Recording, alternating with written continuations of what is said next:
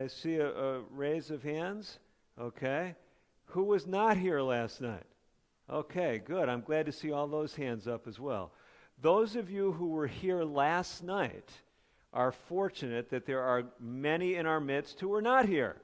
So we're going to give you a review this evening, and we're going to try to do that in short order. So if you turn in your books, all of you should have a copy of the Methuselah Factor book, and I have it on my tablet here. So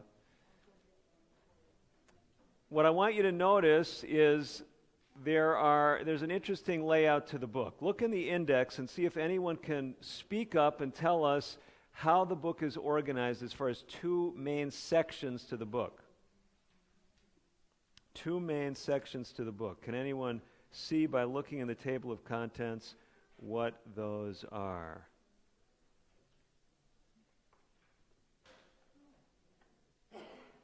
What? Okay, what is the first main section? The first main section is entitled Laying the Methuselah Factor Foundation. Okay, so laying the Methuselah Factor foundation.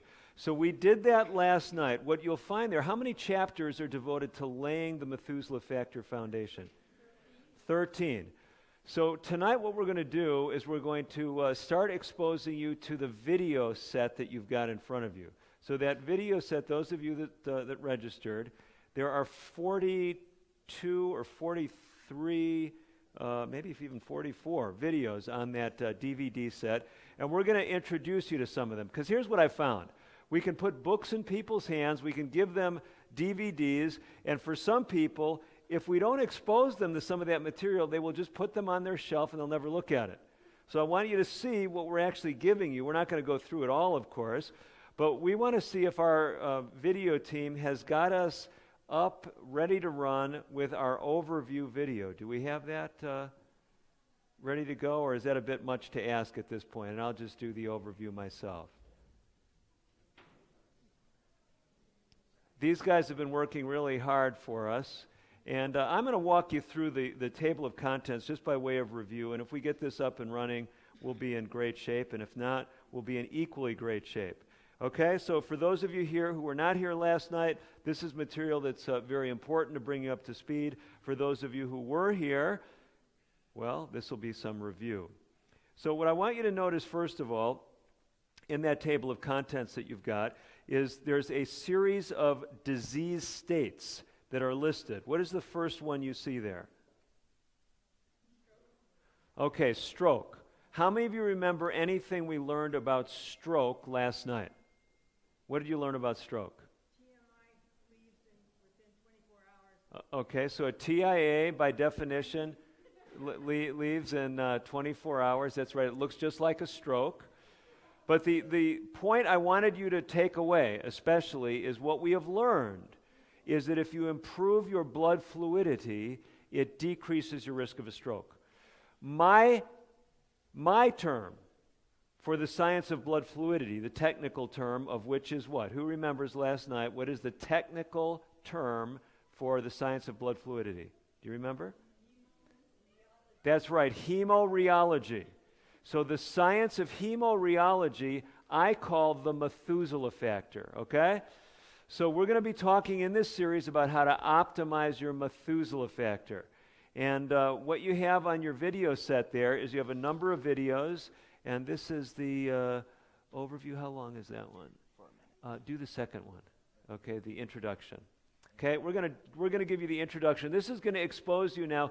These are some of the videos you have there. We have are samples. They're free on the internet, but you have the entire set. It's not available on the internet.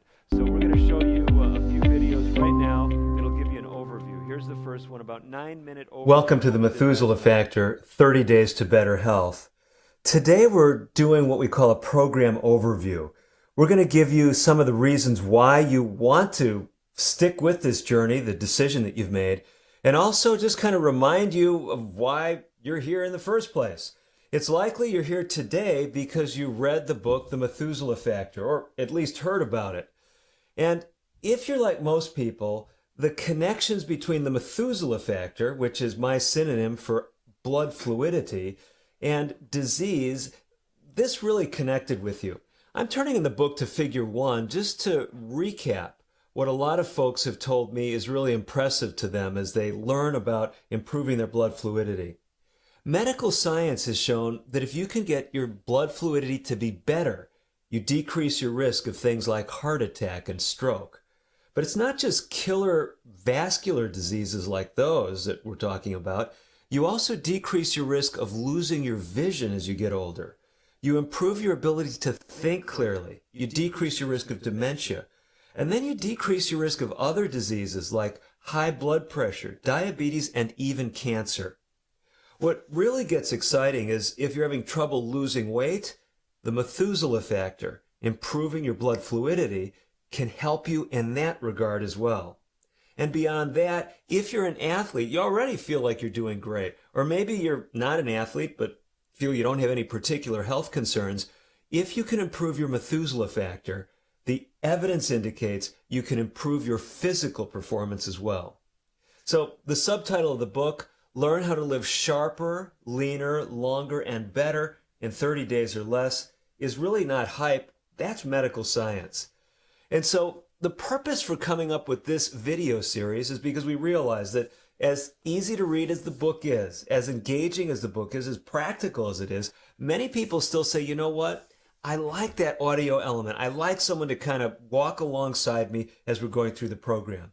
And this is just so powerful because I'm really here as an educator, trying to help you really connect with these concepts and put them into practice in your own life. Each day, I'll be highlighting things from the book, but I'll also be throwing in some additional content, some practical insights that I've seen over the years. And what it'll do, it will help you be in the driver's seat as you go on this 30-day journey to better health. With that in mind, let me bring you to some topics that I introduce in Chapter 14. I've entitled that chapter, Get Ready, Get Set. And what it is, it's designed to help you be in the mindset of true success when we start this 30-day journey. The first thing I want to emphasize is if you have any health conditions at all that are being treated by a healthcare practitioner, what I want you to do is talk with that primary care provider, talk with that specialist. Because here's the deal. Let's say you have diabetes. This program is so powerful that you are likely to have to decrease your diabetes medications or your blood sugars are going to get too low. Just last night, in fact, I was speaking to a community group, and one of the people asked that very question. You know, what happens if I start on this program? What's going to happen to my blood pressure? What happens to my blood sugar? It is true. The research is compelling. You're likely to need to significantly decrease medications. So talk with your physicians. What they're going to do is either say, I'd like you to cut back a little bit before you start, or more likely, they're going to ask you to carefully monitor things, keep in touch with their office, and you may need to have adjustments made in those medications. With that in mind, I want to tell you about Figure 16. Really, really important, regardless of whether you have health concerns or not, to keep track of some measurements throughout the course of the 30-day program. Let me just walk you through some of those that I recommend you consider. The first one is weight. Regardless of whether you feel your weight is great or you feel you've got some pounds to lose, I'd like you to at least weigh in at the beginning and at the end of the 30-day program. Now, most people find it beneficial to weigh in weekly while they're doing the program. For many years, I've worked in residential lifestyle change programs, and we see people, they can lose 4 to 5% of their body weight over a couple of weeks.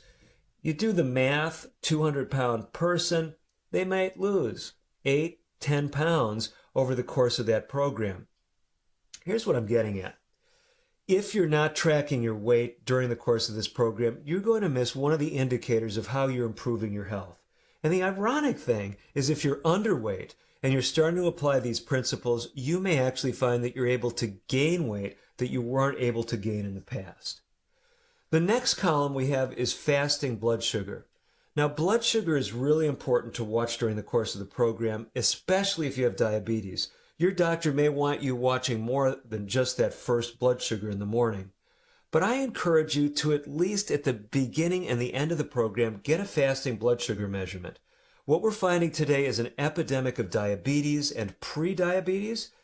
If your blood sugar is running a bit high at the beginning of the program, you're likely to see that normalize even if you don't have a diabetes diagnosis. So keep that on your list as well. The next column mentions hemoglobin A1c. That is an average blood sugar indicator. Now you say, well, if I'm measuring my fasting blood sugar, why do I need this other measurement? And for those of you that are really in the know, you might say, hemoglobin A1c, isn't that a 3-month average? Why would I measure that just 1 month apart? Well, it's true. This marker of blood sugar connected with your blood cells. The blood cells, you see, live about 3 months. So blood sugar connected with the blood cells, we call it glycated hemoglobin. So this measure does look at about a 3-month average, but it's skewed. It's heavily weighted toward the last month or two. So you will see changes over the course of a month as you improve your lifestyle with the Methuselah Factor program. So I really recommend check it at the beginning and the end of the program. Talk with a doctor, get the test done. Some clinics do free finger stick hemoglobin A1Cs. I was just speaking at a Native American conference, and one of the screening tests that they offered in the context of that event was a free hemoglobin A1C screen. Have that done at the beginning and at the end of the program, and that will also give you an indicator of your progress. Then I've got a column for blood pressure. Now, if you've got high blood pressure and you are on medications, it's likely that your doctor will be wanting you to check that blood pressure frequently throughout the program, maybe several times a day. And the reason why is, like I said, you may need to make changes in your blood pressure medications. But even if you don't have a diagnosis of high blood pressure, Americans in general and people who understand the English language, that means likely anyone watching this video, is likely, if they don't have high blood pressure today, to have it tomorrow or next week or next year. Here's what the statistics tell us, and we bring this out in our book, 30 Days to Natural Blood Pressure Control. It's that once we get into our 60s in America, our age is roughly the percentage of the population that have high blood pressure. If you're 78, by the time you get into your 70s, you've got about a 70% chance of having high blood pressure. In fact, throughout the course of our lifespan in the U.S., 90% of us, around 9 out of 10, will experience high blood pressure at some time. So monitoring your blood pressure, seeing those numbers come down, is going to show that you're moving in the right direction. And then we've got a number of other columns for checking various blood tests like cholesterol and triglycerides. Again, I recommend you do those at the beginning and at the end of the program. You say, why is all this so important? It's so important to give you some reinforcement at the end of the 30-day program that what you've done has been powerful. Not only are you going to be feeling better likely, not only will you notice improvements in physical performance, but you're going to see a number of your numbers moving in the right direction. One other thing I want to mention to you.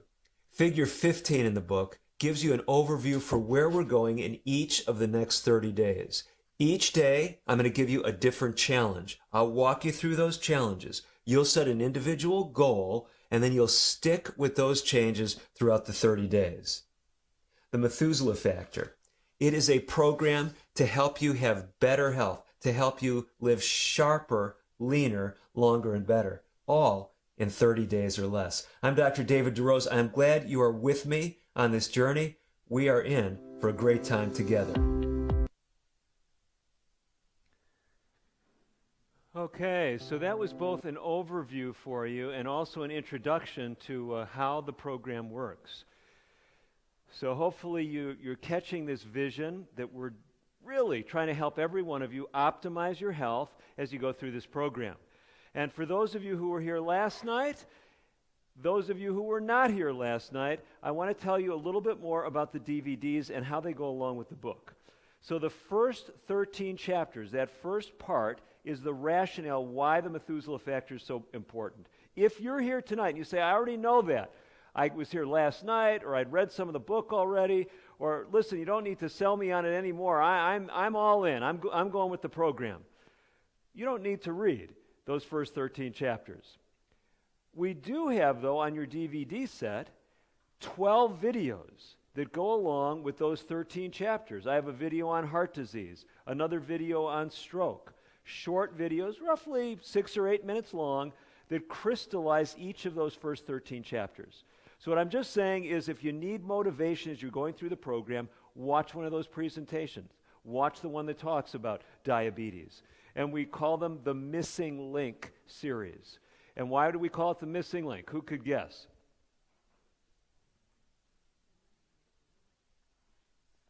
Why would we say something is the missing link to better diabetes control, for example?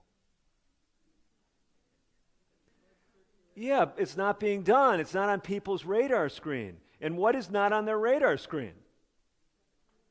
Things they don't know, that's right. And specifically, remember last night I primed you to try to answer questions with a certain response. Yes, what's not on people's radar screens is hemorrheology, the Methuselah Factor. So you find 10 of your friends who have diabetes and say, are you paying attention to your hemorrheology? They'll say, my what? Or they say, what did you just call me? They don't know what hemorrheology is. It's a missing link. So we're saying that if you can catch this vision and improve your blood fluidity, you're going to improve your diabetes. You're going to improve your blood pressure. If you have macular degeneration or glaucoma, or you're at risk of those conditions, what will happen? You will lower your risk. What will happen to your mental performance? It will improve, okay? That's what the research shows. So you're going to be going on this journey, and the way the book is laid out is once you get through those first 13 chapters, then chapter 14, that overview right there, was just giving you an overview of what's in chapter 14. And the idea in chapter 14, go there with me if you would. I think it's around page 84. What's on page 84? Someone help me out. Perfect. That's what I wanted. Figure 15. Now, my understanding is they're going to give you an enlarged figure 15. I'm looking at some of the program organizers, but that's the rumor. They're going to even give you an enlarged copy of this. This gives you an overview of each of the daily tasks. Now, some of you are looking at this and saying, I need my magnifying glass. It is in fine print, okay? So you can talk to the publishers about that at some other point. But anyway, you can see there, this is an overview. Each day we give you a challenge. Each day we give you a challenge. And what I would encourage you to do, as we're starting the program tonight, so tonight it's Sunday. Tonight is day 1 of the program, okay? Now, we could watch the video for day 1. We're not going to do that. We're not going to do that tonight. Maybe we should. I might change my mind. We'll see if we can get, but we had some other things in mind to fit along with the themes of tonight. But anyway, so theoretically, your assignment today would be to watch day 1 of the video series and to read the chapter that goes along with it. How many of you can tell me what chapter goes along with day 1? 15. The magic number for this series is 14. Magic number is 14. Because there's 14 chapters before day 1. So you just add 14 to the day, and that will be the chapter number that covers it. So chapter 15 covers day 1. Is that true? Yeah. So day 2 would be day 2 plus 14. That's chapter 16.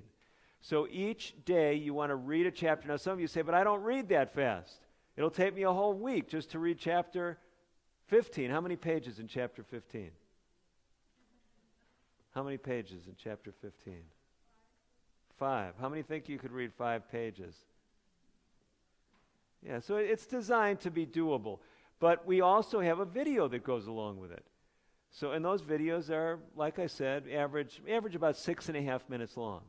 So that's why you have the DVD set. So at least either watch the video or read the chapter or do both, 1 a day.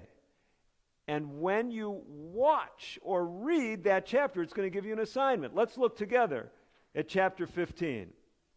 And this is really easy what the assignment is for chapter 15. You'll see it at the very beginning of the chapter in your book.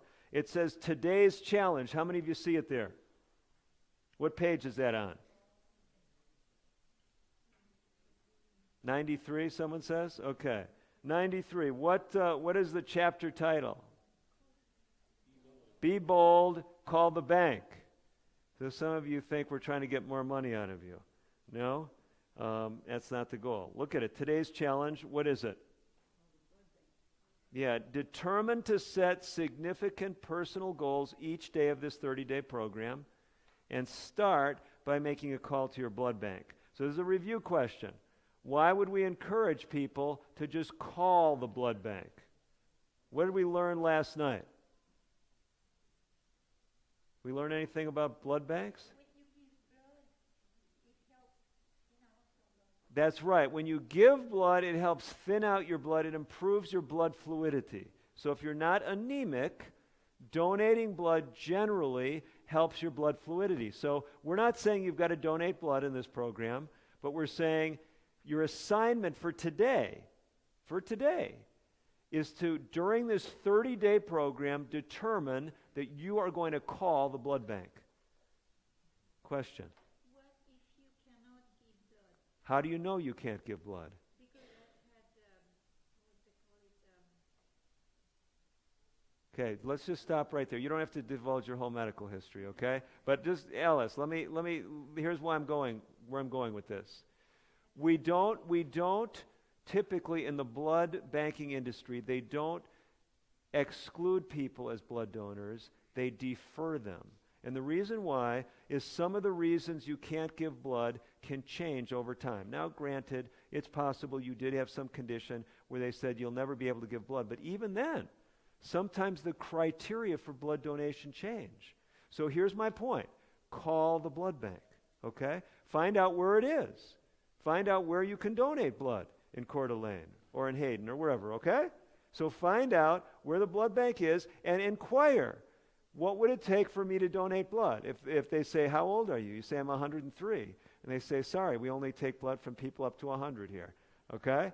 So then call another blood bank. No, you just have to call one during the 30-day program, okay? So call. Just make that initial contact. We just want you thinking about the possibility of donating blood. Now, having said that, let's go back to chapter 14. I spent some time in that video looking at figure 16. I want you to tell me why figure 16 is in your book. Why is it there, and what can you do with it during the next few days?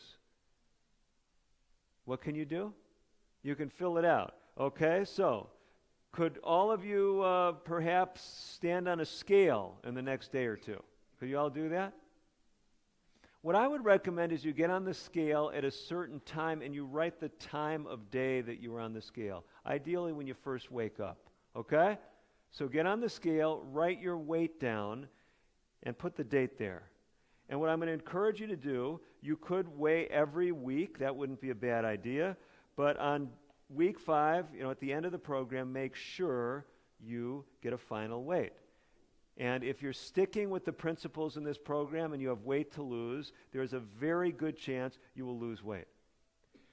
You see the column for fasting blood sugar. Some of you have a blood sugar monitor, or you have access to one at home. That would be a great thing to measure at home. But there aren't too many people that can check their hemoglobin A1c or their total cholesterol at home. So what could you do to get those checked? You could ask your doctor, right? You could check. You could call your doctor's office, say, I'm starting a health program this week, a community health program, and they recommended I had some blood tests done. And the nurse or something may talk with you, what are you doing? You could ask if there's any problems with the medications I'm on. That would be a good idea. So if you're taking medicine for diabetes or high blood pressure especially, those medication needs may change. So check in with whoever your care provider is. And consider some of these things. You don't have to do all of them, but get some of these measurements that you can follow over the course of the program. That will be a bonus to you. If you measure nothing, well, you'll have less way to evaluate if anything changed. But you may say, well, I'm feeling much better, okay? Or I've started to grow hair on my head. Anyway, you can let me know about that. So, any questions about the overall theme, what you're supposed to be doing, how the program works? Is this making sense? So we want you doing something every day, and every day there's a different assignment. Let's go ahead and look at another day. I'm going to chapter 17. Now let's go to chapter 16. Chapter 16.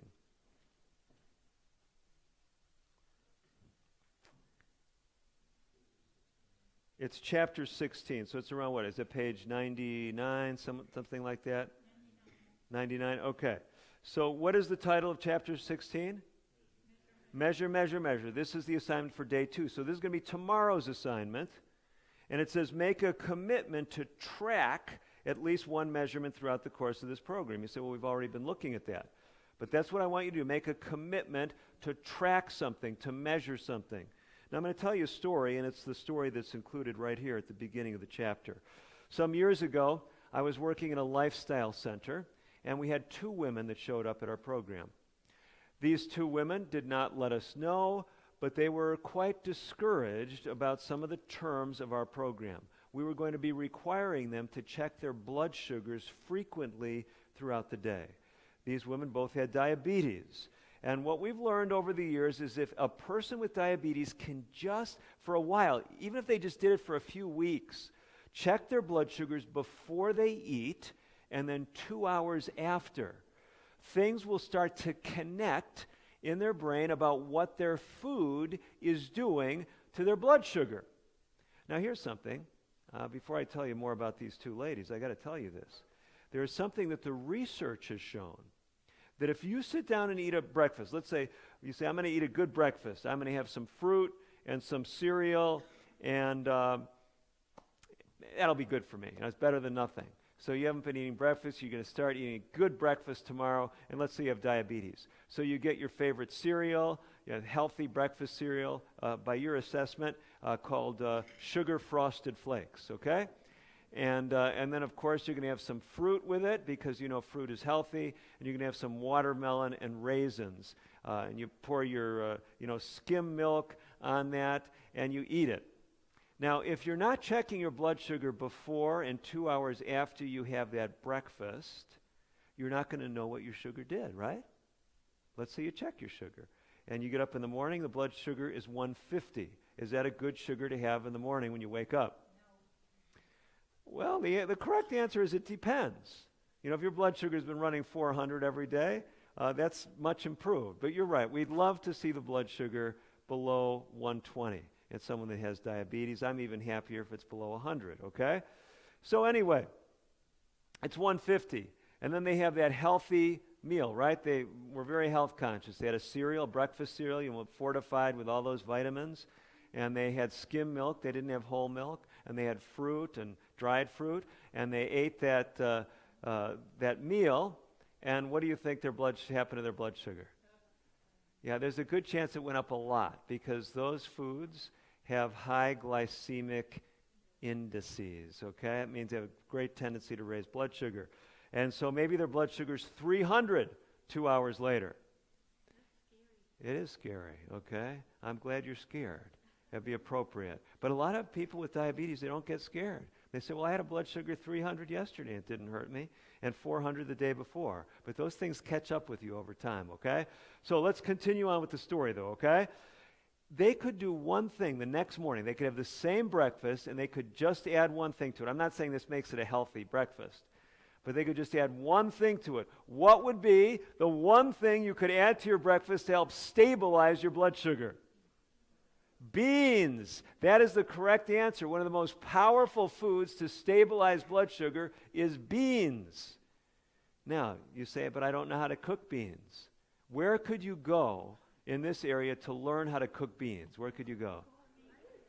This is the right place. That's right. So tonight, they're going to be teaching you how to cook beans. And I'll tell you, some of you might say that doesn't sound all that good. But I will tell you.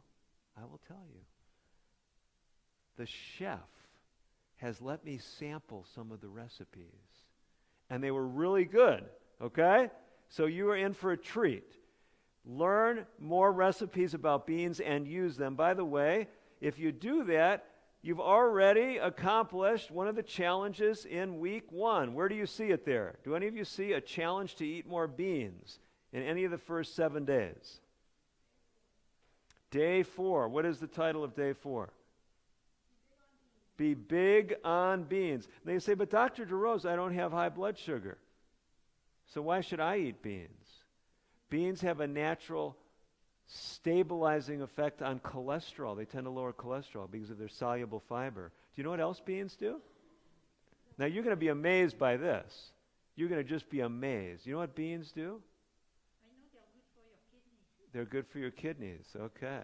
They are actually.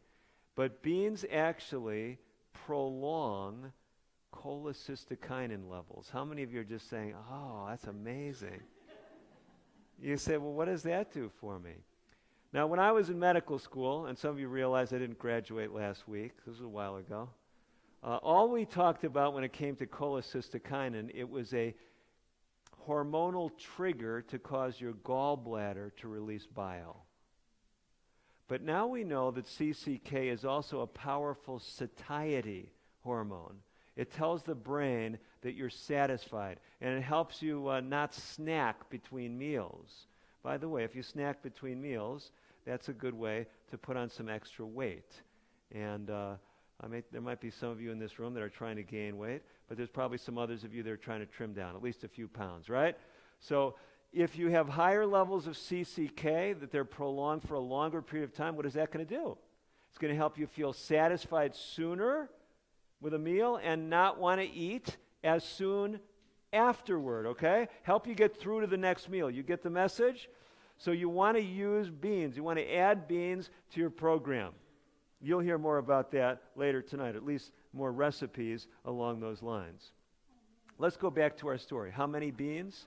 Okay. If you're someone who doesn't like beans, start with 2 beans, okay? And gradually work your way up. Now, by the way, I'm glad you asked the question, Delphine, because I glossed over day 1's challenge. Go back to day 1, chapter 15. What was the challenge there? Yeah, it talked about calling the blood bank, but there was something else there. What is day 1's challenge? Yes, determined to set significant personal goals. Now, what does that mean? It means when I say eat more beans, don't ask how few beans I can eat. Okay? Don't ask how few. Now, I know Delphine wasn't asking for that reason, but don't say, well, I could just eat 1 bean and I'll be doing good. Well, if that's really a big leap for you, if that's setting a bold goal, then do it. Okay? Because you just can't stand beans. So 1 bean would be an accomplishment. Well, try to ramp that up over the course of the program, okay? Yeah. Now, of course, you could eat too many beans. You could eat too much of anything. So we're not saying to stuff yourself to see how many beans you can hold either, right? You wouldn't do that, I know. But there are some people, they think if a little bit's good, then what? A lot is better. And that's not true, okay? So, anyway, you're setting the goals yourself. What's a bold goal, a reasonable goal? And kind of push yourself a little bit as far as setting the goals, but don't do something dangerous. With that in mind, I do want to show you one of the videos, and that is for day 3. What is the goal for day 3?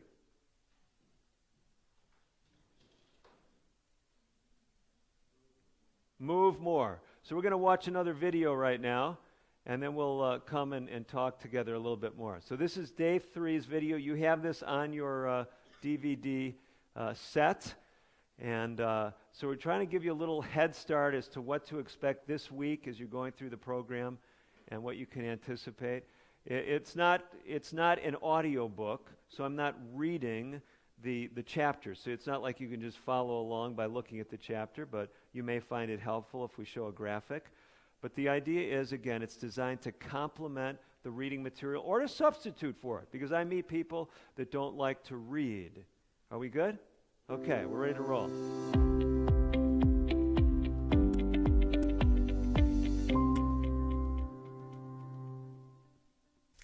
Welcome to the Methuselah Factor, 30 Days to Better Health. I'm Dr. David DeRose. Today we're on day 3 of our 30-day journey. Our challenge to you is move more. Some years ago, Americans were focused on a common threat, Ebola. Real fears that Ebola was going to get into America and really wipe out significant numbers in our population. What was shocking to me in the dialogue that played out is everybody was pointing fingers. Why is the government doing this? Why isn't the government doing that? The military got involved. But no one talked about personal responsibility, what I could do, what you could do to address Ebola. In researching the material, I was compelled to write a book. It was called Evading Ebola. And as a result of that book, I later came out with a DVD that's still a popular title. We call it Natural Strategies for Infectious Diseases. Among the things I talk about is moving more. And here's what the research shows. Take the winter season. If you exercise on a regular basis during the winter months, the research shows you will decrease your risk of infectious diseases. Sure, you might be exposed to the cold or flu virus, but you are less likely to get sick, about 50% less, if you're doing something on a daily basis. Moving more is not only important for our immune systems, but you guessed it, it's important for the Methuselah Factor, the theme of our series. What the researchers found is that just moving a bit more helps your blood fluidity. Let me read you something from a research group that specifically looked at this. Here's a quote. Increased levels of physical activity improve the flow properties of blood and thus reduce the risk of developing cardiovascular disease. Even small increases in activity result in some reduction in cardiovascular risk. So whether we're talking about avoiding a heart attack or stroke, or whether we're talking about improving mental clarity and mental performance, helping your diabetes or your blood pressure, improving physical performance, all these things that are linked to the Methuselah Factor, one of the keys is going to be moving more. So here's my challenge on day 3. I want you specifically to say, what more am I going to do on a daily and on a weekly basis to get more physical activity included into my program? You say, but Dr. DeRose, I already go to the health club 3 days a week.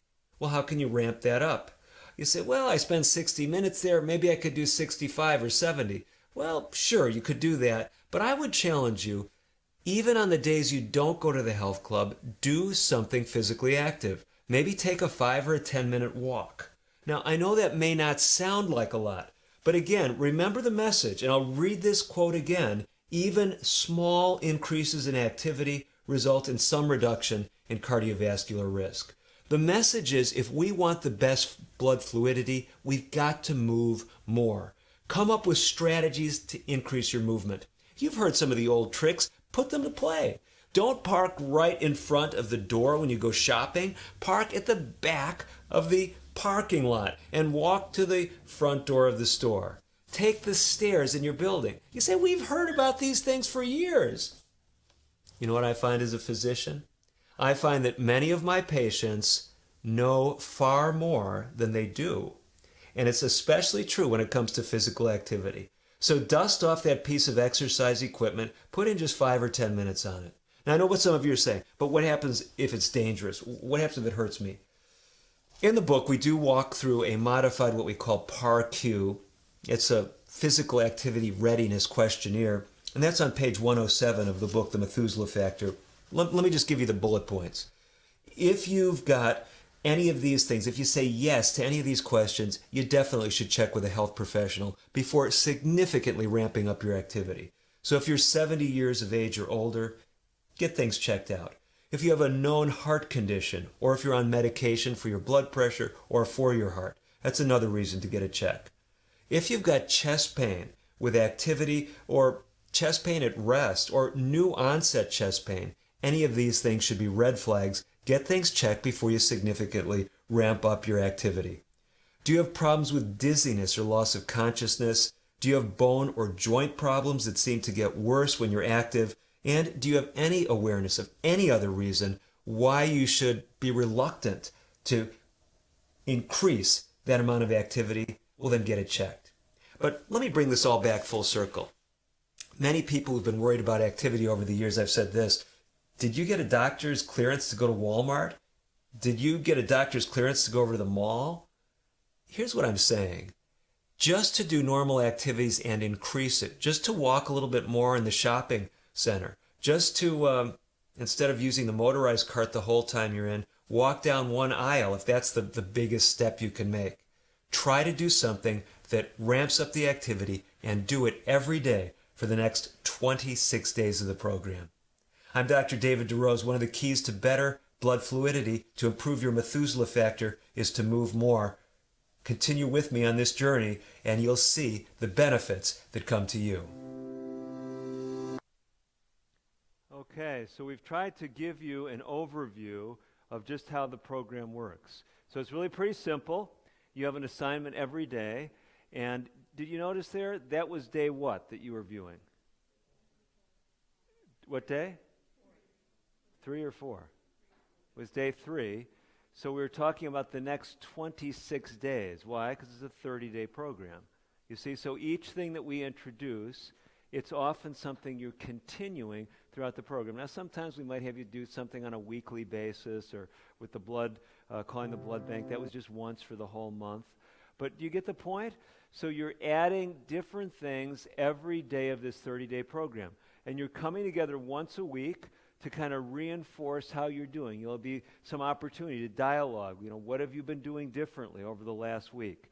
And maybe you've had some problems and questions. That's what the power of the group activity is. So tonight, though, we wanted to give you some more tools that you can put into to play as you're aiming for success over the 30 days. So I'm going to invite some of the rest of the team up as they talk with you about some of the other things that can help you be successful. So what do we have up next, Lorraine? Okay, so Lucy. Where's Lucy hiding? Okay. Okay, so you're going to learn in this program about the use of water, and there'll be some things about water therapy that you'll be exposed to tonight and actually subsequent nights. This is preparing you for some things that will come up in the second week of the program.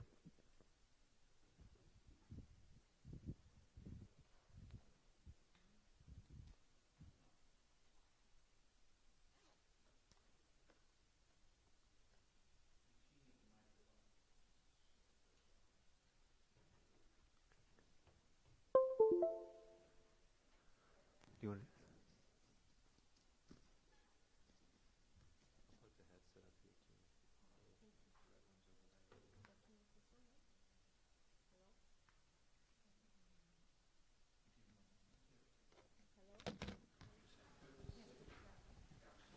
Now? Okay. Thank you very much.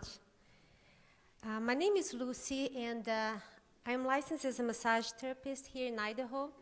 And I'm going to be sharing a little bit of my experience and the things that I had to learn in order to work as a massage therapist and hydrotherapist sometime years ago at the lifestyle center's setting, okay? So, and I might sound a little too technical today, but how many of you have heard about hydrotherapy?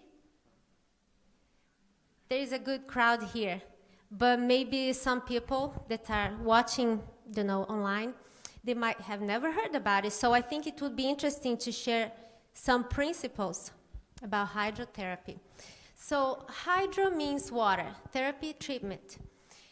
So there's many different kinds of hydrotherapy because you can use water in each of 3 states. You can use it as solid, ice. You can use it as a liquid, water, or as a gas when you use steam.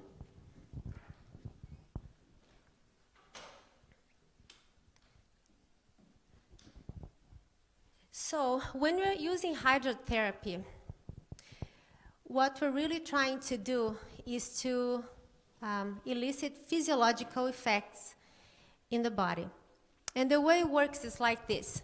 We have the outer environment and we have the internal environment in our bodies, right? And our body is constantly trying to keep its homeostasis, how they call it. So there is many things in the body that should stay within a good, a healthy range. You know, when the doctor analyzes your blood, he's looking at many elements in the blood chemistry, because there's many things in your blood that should stay within a certain range. So there's nutrients, there's oxygen concentration, there is electrolytes. The body is constantly working to, bring itself to an equilibrium. They call it homeostasis. And how many of you agree that our environment changes a lot? Does it? Yeah. Does the air look like the same as it was 3 days ago? No. So your body is constantly trying to deal with the change in the environment. But inside, the body really wants to keep within just a very narrow range in all its values, the skin will be the interface between the outer environment and the inner and the interior environment.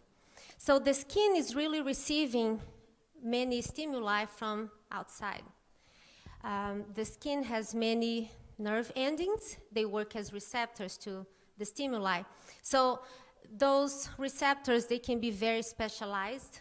Some have the function of sensing, for example, only heat. Some will sense cold. Some will sense deep pressure. Other receptors will sense vibration. Other receptors will sense just light touch. So you have all this specialization of the nerve endings in your skin, and the skin will send, the information to your brain, and the brain will decide what to do with that, right? What you need to do to deal with that change in the environment. And so with hydrotherapy, we're really using a lot of the knowledge that people have been accumulating over the, especially last 2 centuries, about the human body. So we're using a lot of, there were many, there was lots of investigation done in human physiology, and that's what, we're going to be using when we use hydrotherapy. So God does not act only through miraculous actions, but he also works through nature, because he himself established those natural laws. So there is a song that says, "It took a miracle to put the stars in place. It took a miracle to hang the world in space." And many times we think that God acts only through miracles, like supernatural works, but he also acts through nature. And when we know how our body works and we use that knowledge, we are cooperating with God, because he established the natural law in our bodies. In the Bible says, when you go to the book of Acts, chapter 17, verse 28, "For in him we live and move and have our being, as certain also of your own poets have said, for we are also his offspring." So God is he's constantly working in nature, and he's the one that is working to keep us in health. When we know how our bodies work, we are working with him. So in hydrotherapy, we're going to use a lot of contrast of temperatures, because that's how it's going to be a stimulus to your body. If we apply something that's basically the same that's already on your body, it doesn't quite work like a stimulus. So, for example, the temperature of the skin can be a few degrees lower than the core of the body.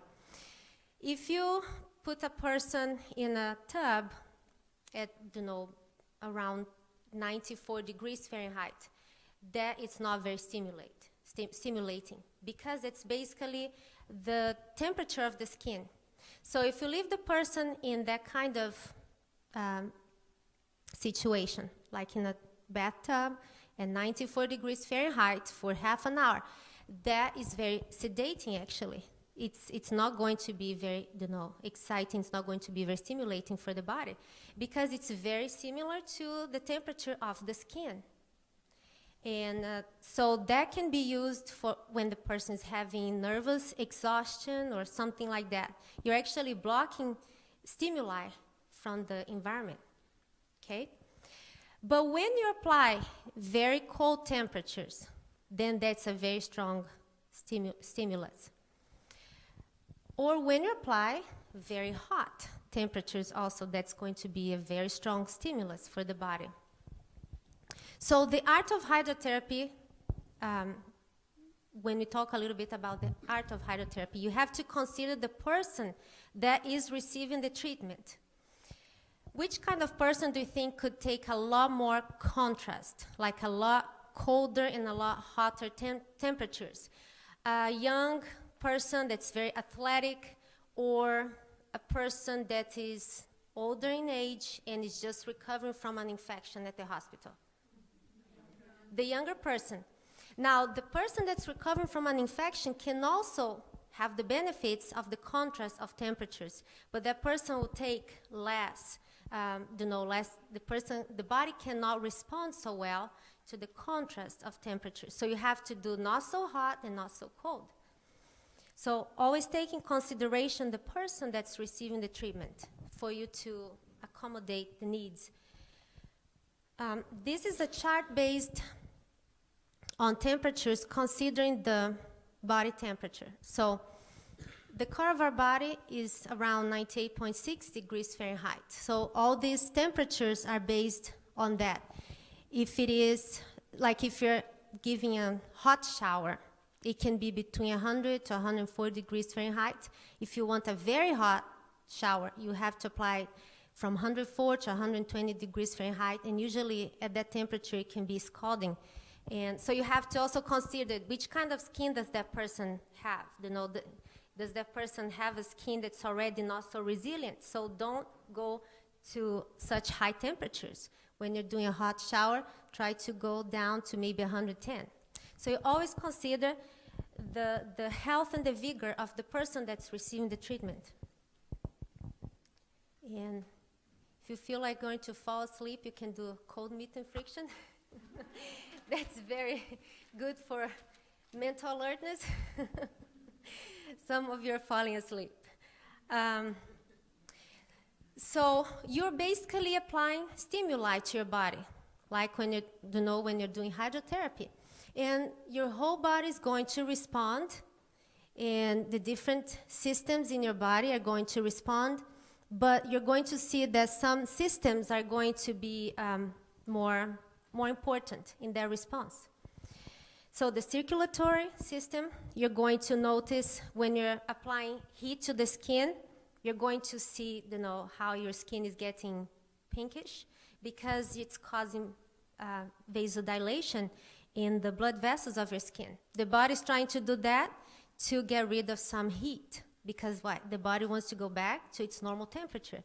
So if you're applying heat, the body wants to get rid of some of the heat and go back to its original equilibrium to keep homeostasis. There will be a neuromuscular response too.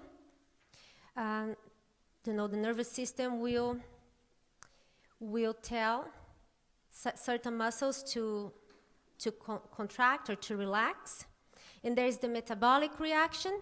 For example, if you're exposed to a short cold outside, you go outside and it's raining, it's cold and it's windy. And when you get inside of your car, you have the opportunity for your body to warm itself up again, right? So there is that metabolic response. Your body will try to produce some heat to bring itself back to that original homeostasis like it was before. It was exposed to the cold. And there is the immune response too. One example, when you do treatments that elevate your body temperature, that will help the white blood cells to move faster. As long as the temperature doesn't get too high. There is also a good range. And so considering the treatments in which you're applying heat to the body, you're going to have usually vasodilation. So when you apply a very hot compress, you're going to notice how your skin gets very reddish. It's because the white blood cells are, the blood vessels are dilating. So there's going to be a vasodilation.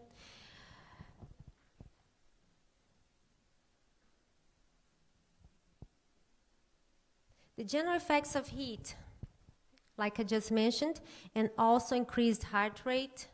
It improves oxygen delivery to cells, improves mobility of white blood cells. When you have an infection, you want that, right? You want the white blood cells to move faster, more efficiently, to eat the germs that are around.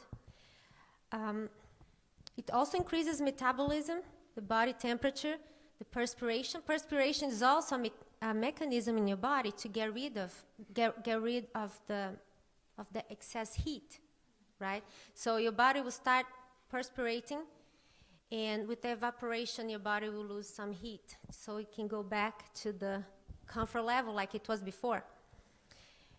It also increases the lymph flow, the mobility of joints, but also increases edema. So if the person is already having edema, it's not good to apply heat to the area. Or if the person just had some kind of injury, like they just hit some part of their body and it's getting swollen, it's better to just apply cold for the first 24 hours or so. So like we mentioned, the heat will increase the white blood cell mobility.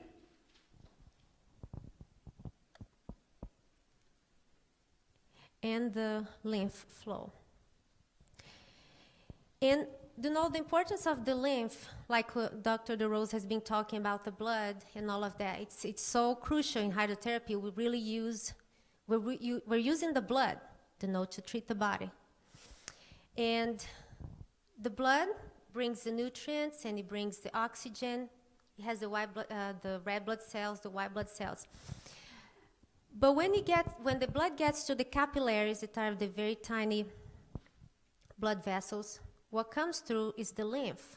The lymph is plasma, blood plasma, but without the red blood cells. And it has less proteins too, but the lymph is actually what bathes your cells. The blood doesn't get in direct contact with the cells. It's the lymph. And so when the person is having a lot of congestion, there is probably too much lymph building up in the area. And we're going to mention in the future too. So contrast treatments are good to get the lymph flowing, because with the hot application, you're going to cause vasodilation. You're going to bring fresh blood. But with the cold, you're going to be causing vasoconstriction, and you're going to get the blood moving forward. And you're going to flush the blood away. Cold, vasodilation, and with hot, you have vasodilation, and with cold, you have vasoconstriction. So if you're having edema, it's better to use, contrast temperatures with hot and cold, or to use only cold if it's just like a very recent trauma that you have.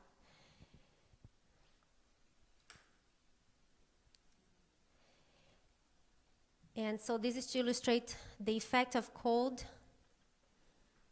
Talking about cold, so our body needs to be able to react to cold, right? So that's why it's good to apply cold that's short duration, because we as humans are warm-blooded organisms. So our body adapts well when it's really cold or when it keeps its warm temperature at 98.6 degrees Fahrenheit. When it keeps its temperature like warm, right? So whenever we are exposed to cold, our body will kick in mechanisms to bring itself up to the same comfortable temperature. So when you're exposed to cold, or when you're giving a cold application to somebody, we need to make sure that the person will not get chilled. Okay? So cold is good. It can be very invigorating, very tonic, as long as the person can react, and as long as the body can warm itself up. Because if you just expose somebody to cold, and they are, like, if they don't have a lot of vigor, and they get chilled, that's going to be worse actually. Their condition can get worse. If you're giving a general treatment for an infection, you have to avoid chilliness at all costs. So you can, watch and see if there's any drafts in the environment. You have to prevent that. Make sure there's no drafts, and that the person can stay warm. So when you're applying cold, that will cause vasoconstriction. It will decrease the heart rate, to decrease the metabolism, and the respiration rate, and edema. So that's like the long effects of cold. If you apply a short cold, the person will not get to this situation. That's, when we get to that point, our functions are already becoming depressed. But if you apply short, according to the vitality of the person, it will be actually very tonic, because it will be like a stimulus for your body, and the body will, in attempting to come back to the homeostasis, it will be actually it will stimulate many organs to actually become, more functional. And so cold will cause vasoconstriction. That's why when your hands are cold, it's because, the capillaries closed and there's not a lot of blood in your skin.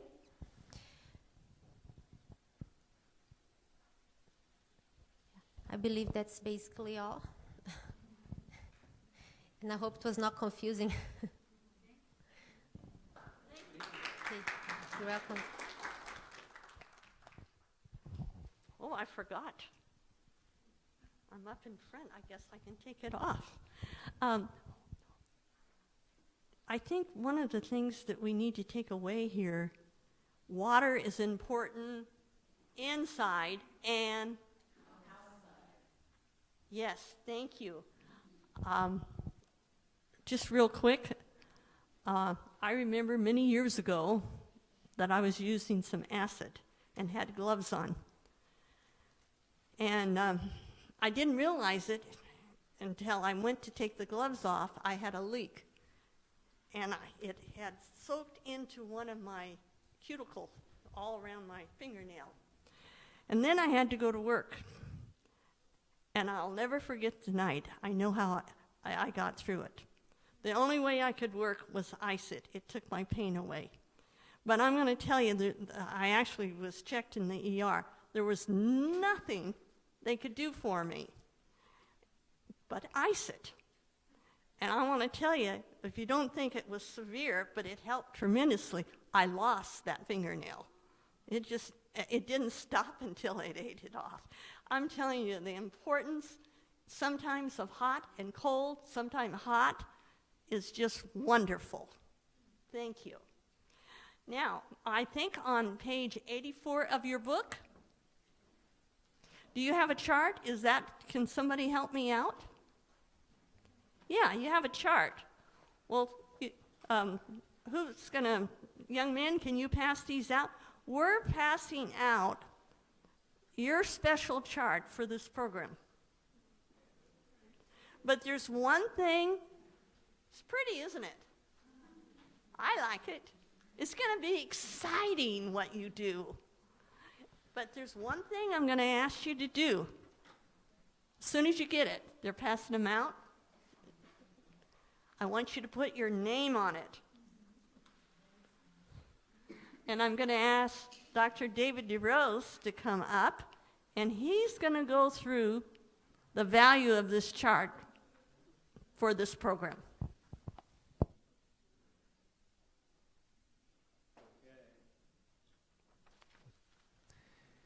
Okay, so you're getting the charts in your hands, and I've already mentioned some about this chart, but I want you to look at it.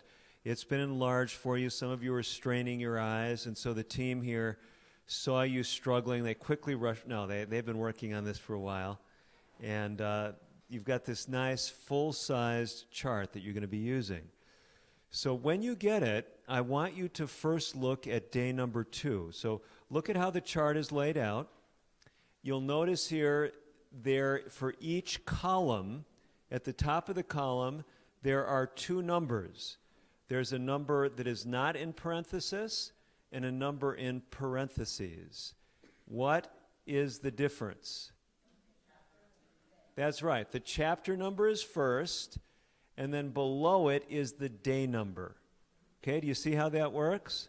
So chapter number and day number.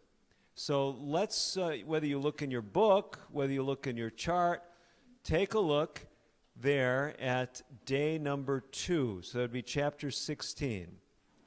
You've heard me talk about this a little bit already, but I want you to notice there's a space where you can write on this chart. It says measure blank times per day/week. What does that mean? Why do we have that there? What was the challenge for day number 2? So tomorrow, you're going to read about day number 2, and there's going to be a challenge. What is that challenge going to be? Measure, measure, measure. And what does it say? Someone read the challenge for me. Make a commitment to track at least one measurement throughout the course of this program. Okay, thank you. Make a commitment to track at least what? One measurement. So I want you tomorrow, you don't have to do it tonight unless you know tonight. Make a commitment tonight, if you want to, but tomorrow is the assignment's due date, to track one thing throughout the course of the program. So you might put here, well, you help me out. What might someone put for day number 2? Okay, measure weight. Oh, waistline. Measure waistline. That's a good one.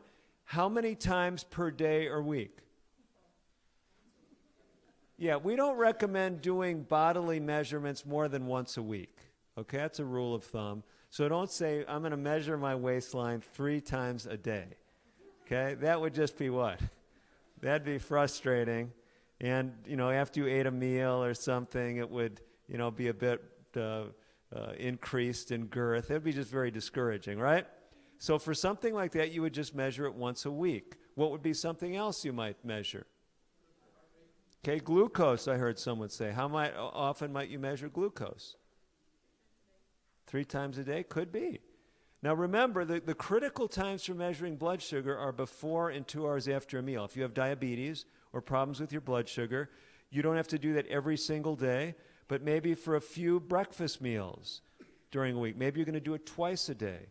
Or maybe, as Tanya said, maybe you'll do it 3 times a day. So, but set a goal that you're going to do something. It's a certain frequency throughout the program. Do you see how that works? Let's look at another one. We showed you the video on exercise. That was for day number 3. Do you see what how many of you don't know what I'm talking about as I'm walking through this with you? Are you all following along? Okay, you're doing good. So what is day number 3? What are you supposed to write in the blank? Get blank minutes of exercise per day/week. Now, why do we have day/week? You choose. You might say, well, right now I'm getting 10 minutes of exercise a week. I'm going to shoot for 15 minutes a week. How many of you would think that was a bold increase in your exercise?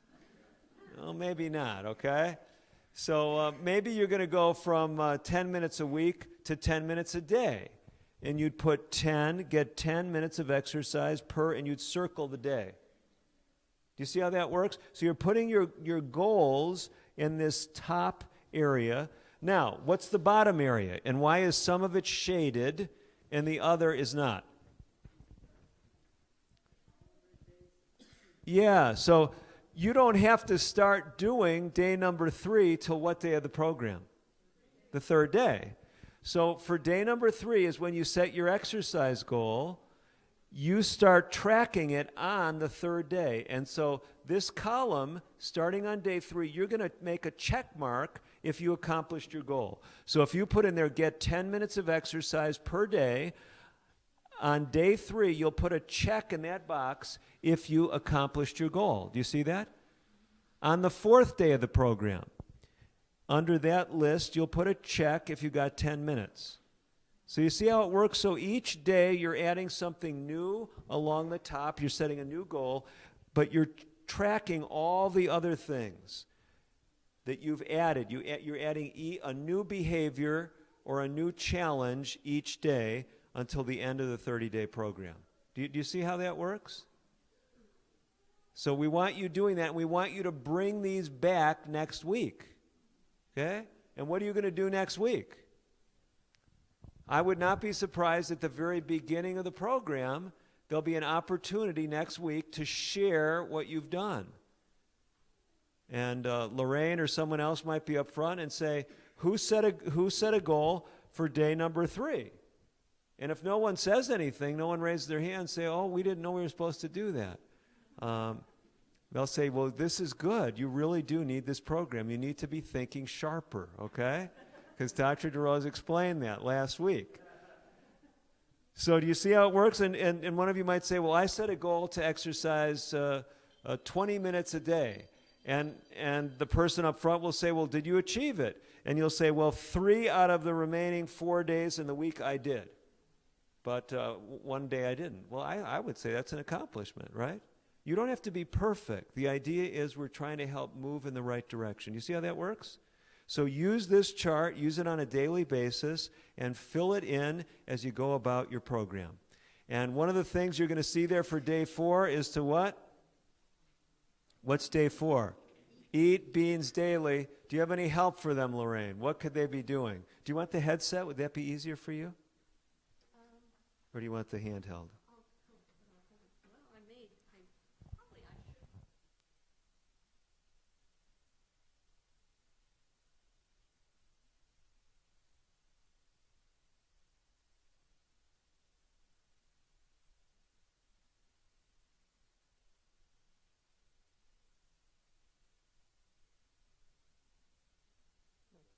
Just do it here.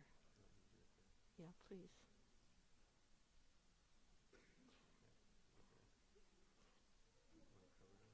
Yeah. Talking of beans, I got something to share with you about our guest speaker. Now, don't walk away. I'm just going to tell you that every morning for almost 8 years now, I eat beans in the morning. But I eat them with greens, and I also eat some grains. Now, I saw somebody respond to that. Ugh. You know, that's how I used to think.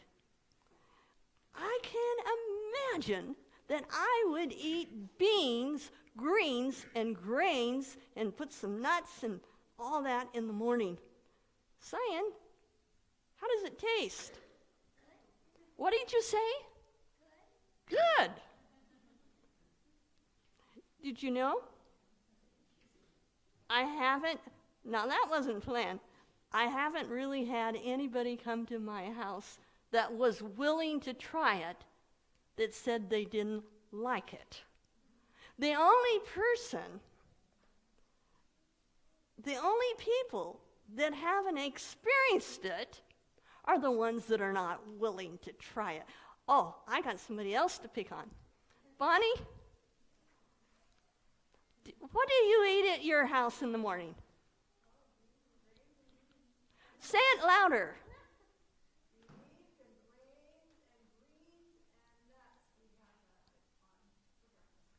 Oh, it's torture, isn't it?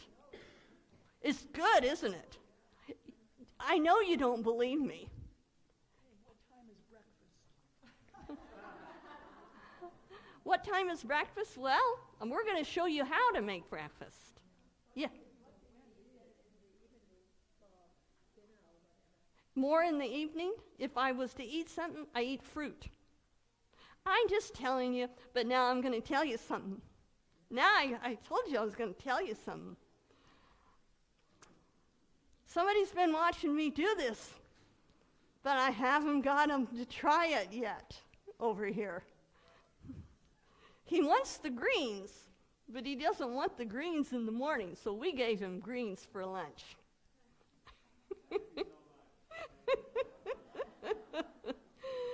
Okay, you see this up here? You see what we're going to nickname the Instant Pot? How many of you have iPhones?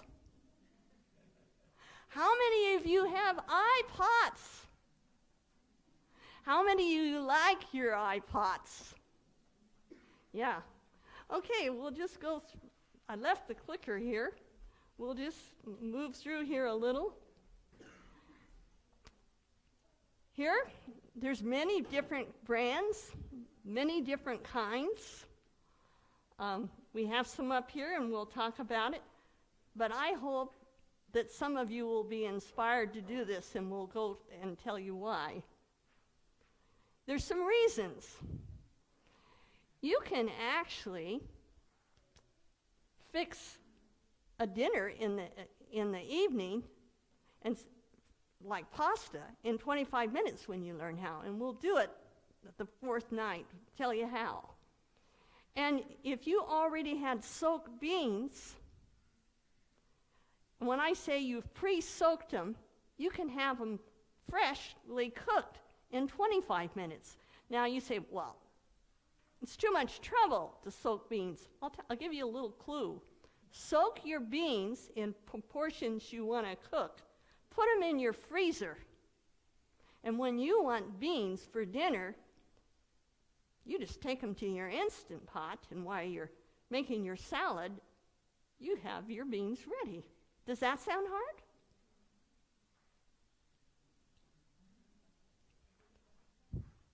Oops, I want to go back here.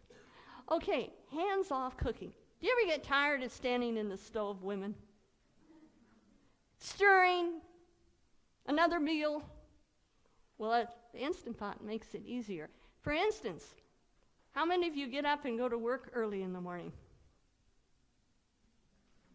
Not too many. How many have to eat in the morning? Okay, that's better. Okay, you know what you can do? I'm just going to even tell you something else you can do. If you want to get up and just go in and eat, you could even put your like oat groats in your Instant Pot, put the water, and then you can set it for delay time. And you could even walk in and have it all ready to go for you in the morning. We'll talk more about that. See, it's easier. Energy. It'll save you lots of energy. It'll even save your electric bill a little and not so many burners going. But now here is the most important reason. You have healthier meal options. And what I mean by that, if you're tired and on your way home to work and you have to stop and get fast foods, do you get healthy food? But a little planning, and we'll do a lot of this on the fourth night, we'll show you how that you can have fast food, have control over the ingredients, and have it even taste better than fast foods, and have a bonus for health. How does that sound? And then safety. Many people, these have many safety features. Now, the one thing you do not want to do, which I heard that there's one person did, is to have the pressure up, and they were so strong, they just pulled it off. That wouldn't be too wise. Okay. Now, if you had just bought an Instant Pot, this is about what you'd find in the box. You have the lid, you have the inner pot here. This is the inner pot. This is the outer body. And then you have a few other little things that come along with it. Here's another view over here, just looking at it. Now I'm going to make a point here for you that have never used it. Right here, this inner pot goes into the what? Outer pot. Should you ever put any food in here or liquid? No. Never. I did it once. I wasn't paying attention. It wasn't too bad, but I don't do that. And we'll talk more about the lid here in a minute, okay? Here it is again. Now I want to show you this one. We'll take it off. You see this right here? This is the sealing ring. Now this is very important for you to put in right. You can't just half put it in right. And when it gets older, and say if you had a tear in it, or if it just, and you tried to put it on your Instant Pot, is it going to come to pressure? No. And so, I'm backwards what I normally look at this thing. Now, I'm going to suggest something else when you buy an Instant Pot about these rings here. These are new, but you want extra rings. Let me tell you why. I sort of keep this color for savory things, but I would not use this for making a carrot cake in the Instant Pot, which I have done. We'll talk about more things you can do. And so I have different rings for different reasons, and then a backup. Okay? Now, I want to talk a little about the different functions on an Instant Pot. Now, I want to show you the one you're going to use the most, right here. And this pressure selection here is the one, you can use it almost for everything, even though they got all these other gadgets here. Now, rice, don't use the one for rice for brown rice. It's basically works better for white rice. If you're going to use rice, I just use this, and we'll give you instructions how to do it. And then another one you're going to use, this is Saute. Now that, what you would do, like for instance, you're going to make some soup, say lentil soup. And you want to saute your onions, you put it on saute, and you saute your onions and your garlic and any other seasonings that you want. Then I'm going to tell you an important thing. You now are ready to put your lentils in and your liquid. I have a question for you. Does a pressure cooker work without liquid? No. Why? Because without liquid, you don't have the steam for the pressure. That's right. Okay, so, but I'm going to tell you something. The transition between, after you saute, you then turn it to cancel, then push your pressure, and then you set your time and so forth. You don't go from saute and push this and start it. You have to always cancel and then push the next function, at least on all the ones I've used. Okay? And here, oh, I'm sorry. See this? You can see this better. See, here's this. Have any of you made yogurt? I have. It works, but I don't do it much. And then the other one that you will use a lot is this steam. I cooked green beans in there. I did on Friday. I think I cooked them 1 minute. That's all it takes. I cooked broccoli. Let's see, what else? I cooked all the different greens. Oh, this morning, I didn't tell you this, but I cooked my greens in my pressure cooker. I fixed them all up, put them in there, put about a half a cup of water, and you can set this on 0 steam, pressure. It just comes to pressure and then you release it. It's easy. I'm telling you, it's easy. Okay, you can use this, but this works just as well. Now, what have you got here? Same thing as a slow cooker. So, and then they work differently on different ones. This one here, you press, and it takes less normal or more pressure. But only the ones I don't have one quite like this. If you keep hitting the pressure, it moves across to less normal, or more. Most of the time you use more. Okay?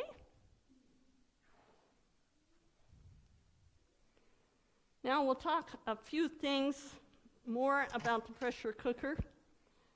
This is, I'm going to try to hold this up to here for you. In fact, Cyan, can you come up here and just hold this for me? Right here, this is very important.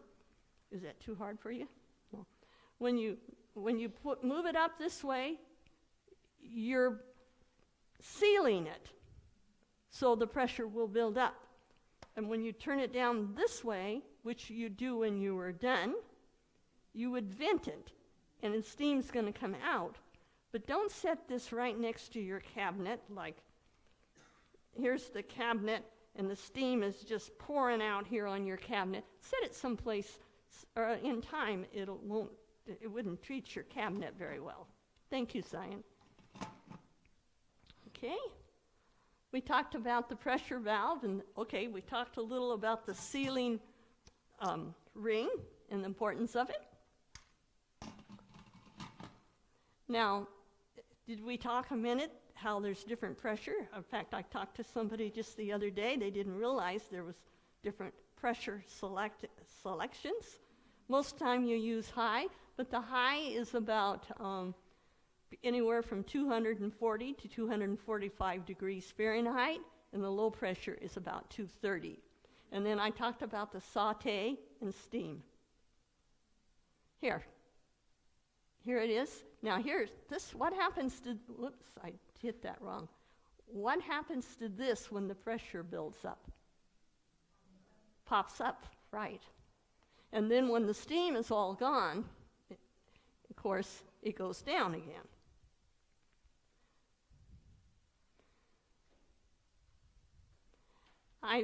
Some say pressure cookers say pressure cook, others say manual. Depends what kind you have. And then, let's see, what did I do here? And then natural release, we'll talk, and quick release. Somebody tell me what natural release is.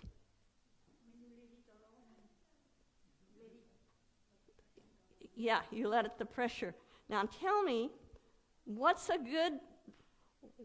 would be more ideal to do on beans? Just to go over and instantly quick release or natural release? You know why? Because it's hot and bubbling in there, and there's usually a little more liquid.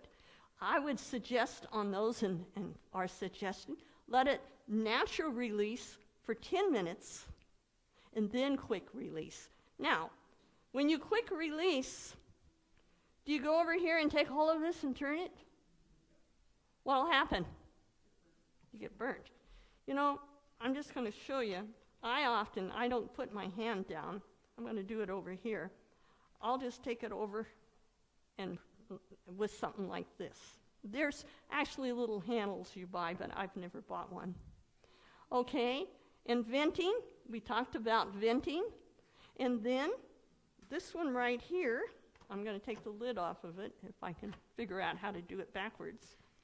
I may have to come around. I don't work backwards very well. Okay. Let me put this down.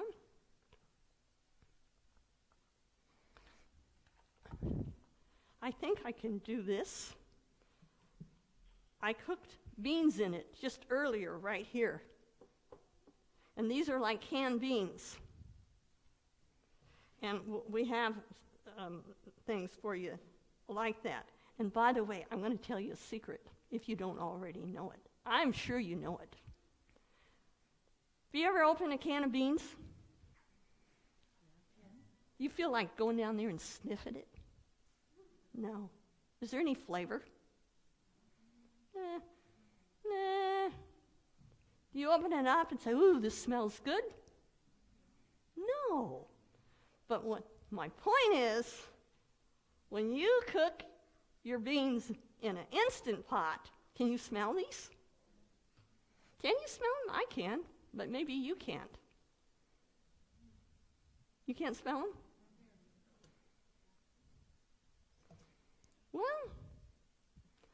I want you to smell them. I'm going to take them to you. Can't you smell that now? Oh, Doctor, can you smell them? Arlen, carry him around. Let him know that beans in the Instant Pot up here smell good. They're tasty. And you have, by the way, how many kinds of beans do you have choices? How many? Do you know there's over thousands of different kinds of beans you can choose from? I want to tell you, I hate to say this right now, but do you have even begin to have that many choices on meat? No. You have more choices. Do they smell good? And by the way, they have nothing in them except a little bit of salt. Smell good? Yeah. You think they taste good? Yeah, they taste good. Okay, often when you finish, venting we talked about, it actually defaults to keep warm, but you can shut that off. Now, I'm going to run through the basic steps. You need ingredients, you need some liquid, you need to lock the lid in place, you need to select the function, whether it's pressure. You need to adjust the pressure. Remember, you can do it 2 ways. Set the cooking time. When it's done, release and finish your dish. Does that sound hard? Oh, let me tell you. While it's cooking, you can walk away and not be tied to the stove. Now, right here, I know different people will need different sizes. This is very nice for 1 to 3 people, and I really enjoy this size for cooking grains and cereals in the morning. This size feeds anywhere from 4 to 6, 3 to 6, ever what. And I often like to cook beans in it, but if I have to cook a lot of beans, I want to cook over here. Thank you, Arlen. Arlen, what did you eat for breakfast this morning? Garbanzos. Were they good? Did you hear that? And by the way, well, I'll talk about it. So, you just got to choose what you need to. Now, have we passed out the recipes? Okay, well, I'll start and I'll talk a little about this. We have given you 6 different recipes, but you don't have to use them in a pressure cooker. You can buy the beans, or you can cook them in the pressure cooker. And they're all, and by the way, here's some beans that I cooked in the pressure cooker. These are garbanzos. They're just like canned beans, But I'm going to tell you, if you would cook and soak your beans and cook the garbanzos, we've given you recipes all through the week that you could do different things with them. In other words, you just cook them once, and then you can, so you don't want to eat beans every meal. You want variety, don't you? So we've given you, here, I'll start here. You're given a can somebody bring that tray up?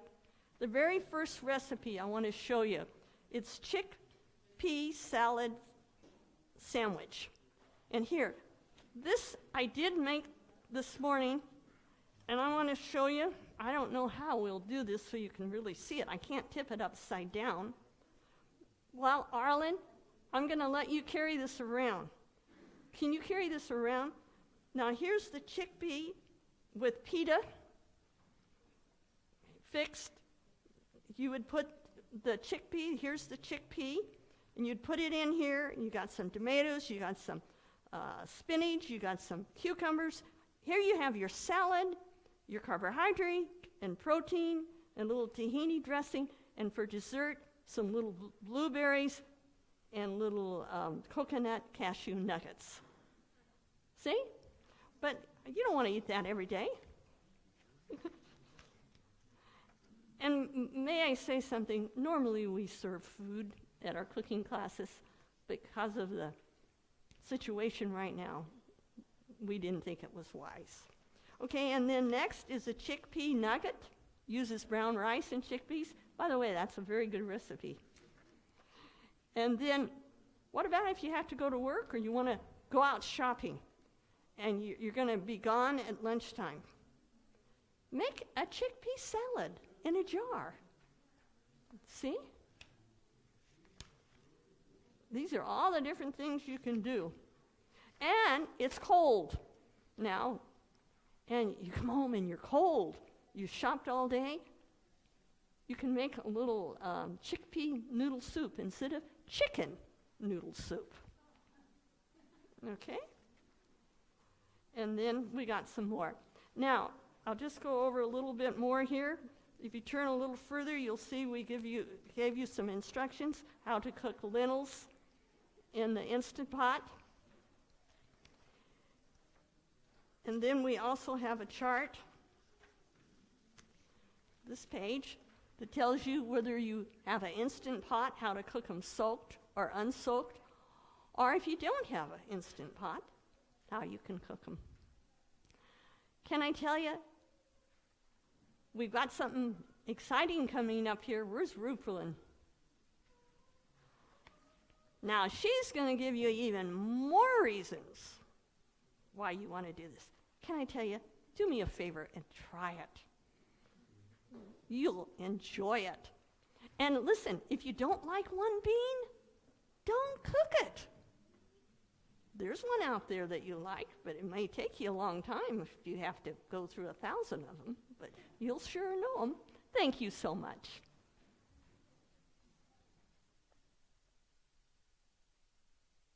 Yeah, would you like to stand up? Would you like to stand up and stretch? Where's our exercise person? No? They're not here. You want to stretch? There. Come up here and do a little exercises with everybody. It's just little stretches.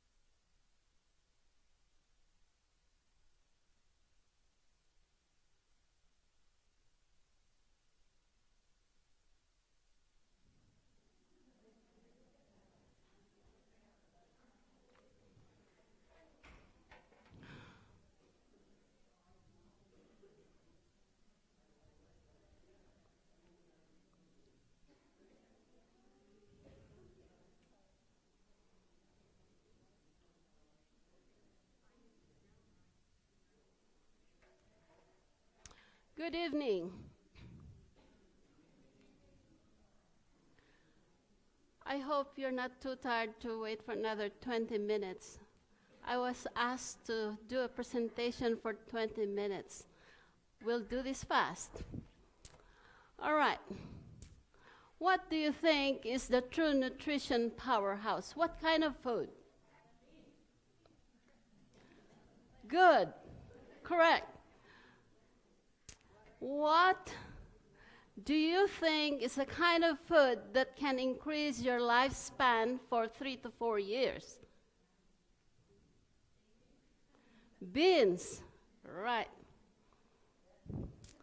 All right. So you can read the information there. When I was in the Philippines growing up, I only knew 5 kinds of beans. When I went to Africa in Ethiopia, there were tons of them. The whole marketplace was filled with different kinds of beans, and there are 40,000 varieties in the world.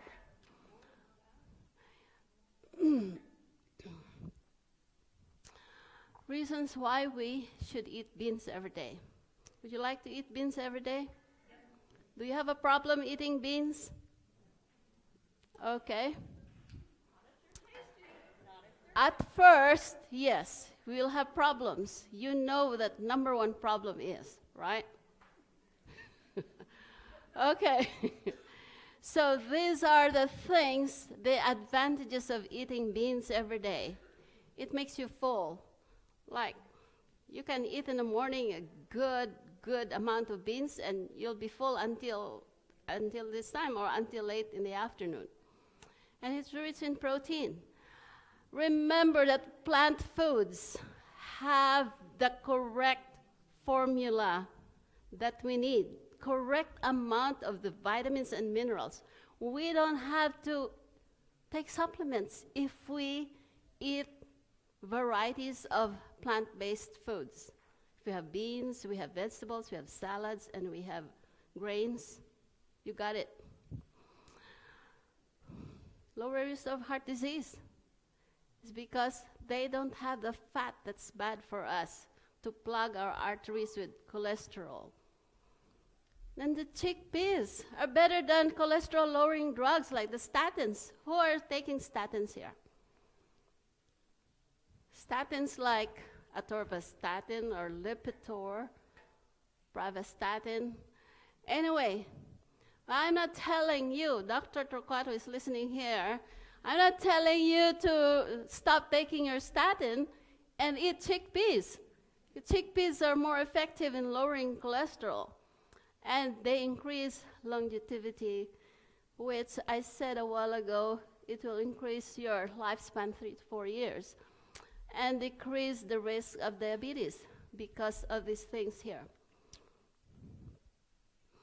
All right, beans and beans. When I was growing up in the Philippines, we have this so-called pork and beans. But the vegetarian canned beans, we call it beans and beans. All right, so these are the things that you can get from canned beans. And they are not as good as the dried beans that we cook, right? Because we need to drain it and rinse it to decrease the sodium content of canned beans. And while you drain it or you rinse it, the nutrients also go with the liquid. All right, there is a so-called aquafaba. Aquafaba is that liquid that is produced after cooking the beans. And my son, okay, so this is a good egg replacer. But my son once was like just coaching this Iraqi family coming from Iraq. They're new to the States, and they needed somebody to help them, learn English or whatever, go somewhere. And he was told that the aquafaba from chickpeas is good for sore throat. And that's their natural remedy in Iraq in treating like flu symptoms, with sore throat. All right, so do you have problems with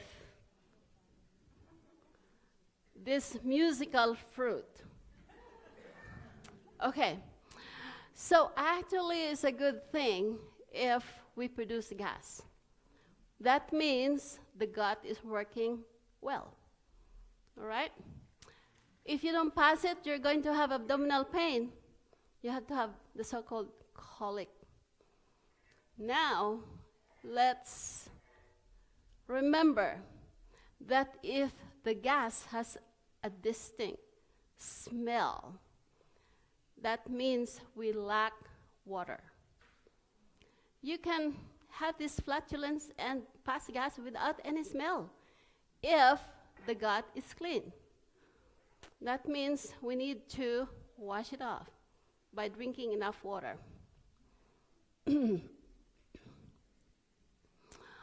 All right, adverse effects of eating too much beans. We have a co-missionary in Africa who doesn't like to eat beans, who didn't eat beans at all. I said, how come? Oh, I get gout. I develop gout when I eat beans. But there are many, many reasons why people develop gout or high uric acid levels. And these are the reasons here. Inadequate kidney function. Those with diabetes tend to have lower kidney functions because of kidney disease. That means the sugar destroys the kidney, the nerves controlling nerve function. Number 2, overproduction of uric acid because of obesity. Those who are obese have greater chances of developing gout. Anybody here doesn't understand what gout is? Everybody understands what gout is? Okay? All right, let's continue. Okay, then regular use of diuretics, like furosemide or Lasix. What happens? Diuretics dry you up, drains the water, and what is left? Uric acid. All right. High dietary protein intake from meats and animal products such as dairy and eggs. All right, proteins are made up of amino acids, and they are the so-called building blocks. What do we use building blocks for? All right, like in a building, as in a building. We use it for foundation, we use it for walls, and even for ceiling like that. So, protein, our muscles have 80% protein. And it's everywhere, in our hair, our skin, our nails, bones. And it also helps in production of antibodies. Antibodies prevent us from getting infections or helps to kill bacteria. All right, what is the source of protein that's ideal for us? Animal protein? No. Plant protein? Okay. What did God say in Genesis 1:29? What are we supposed to eat? Okay. So, that is in the manual, which is the Bible. That's what God says. What happens when we disobey God's command? All right, diseases are caused by sin. All diseases are caused by transgression of God's law. We don't eat the right thing, we get sick, and we die. All right, so what is better? More protein, less protein, just enough protein. What are the foods that have increased amount of protein? High protein diet. Have you heard about Keto Diet? Okay, that's pure meat and what? And fat. For weight loss, they say. They lose weight, but they have arthritis Actually, the one who started this keto diet died of a heart attack. Lots of cholesterol and lots of protein. Yeah, it's very bad. How much protein do we need? Right, here's the calculation here. Number 1, divide your weight in pounds by 2.2, because there are 2.2 pounds in 1 kilo. In order to get the weight in kilograms, we need to divide our weight in pounds by 2.2, and then multiply by 0.8. And for a 220, I use 220 pounds for easy calculation, because divided by 2.2, that makes 100 pounds, or 100 kilograms. And you get 80 grams of protein that your body needs. All right.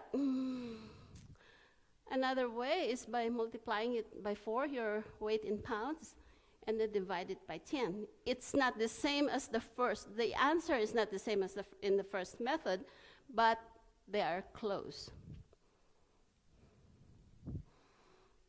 Protein overdose. What will happen to us if we eat too much protein? It's good for kids because they're growing up. What about for adults? What happens to us when we eat too much of protein? Do we grow as adults? We don't. And so if we don't grow, then what? We age. I like to call somebody here a special friend. I did not tell her I'd like to call her to come to the front, but I think she'll agree to come. Charmaine. Could you please come over here?